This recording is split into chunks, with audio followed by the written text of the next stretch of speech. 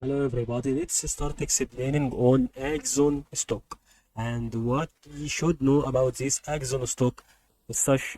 Okay, it has high value, very high value right now. It's about 130 USD. Okay,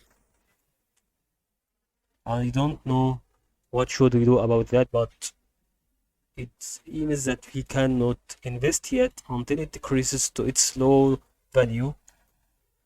And what should we do right now is, okay, we bought a technical analyzer, and this wave plays around this part. Okay, and its price prediction would be like that.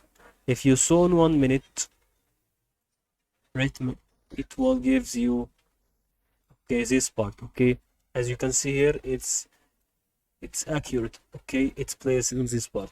If it increases, it will play on the upper part. If it increases a little bit and bases the light blue trend line, it will increase onto this part. And moreover, this will happen, maybe happen on the blue part. I hope you benefited from this video.